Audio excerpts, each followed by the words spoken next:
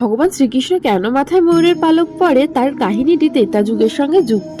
পুরাণে কথিত আছে, একবার বনবাসে থাকাকালীন মা সীতার খুবই জল পিপাসা পায়। রামচন্দ্র দূর দূরান্ত পর্যন্ত খুঁজে জলের সন্ধান না পেয়ে শুধু চারিদিকে দেখে জঙ্গল আর জঙ্গল।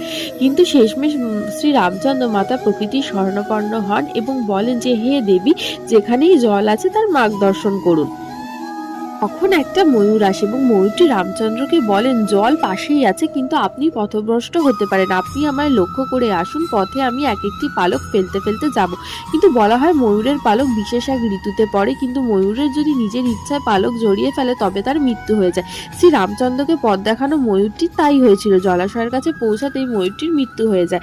রামচন্দ্র ময়ূরটিকে কথা দিয়েছিলেন যে, তুমি আমার উপকার করতে যেভাবে প্রাণত্যাগ করলে, আমার পরবর্তী অবতারে মস্তকে সর্বদা তোমার পালক স্থান পাবে। বন্ধুরা, আমার এই গল্পটা কেমন লাগলো অবশ্যই জানিও এবং ভালো লাগলে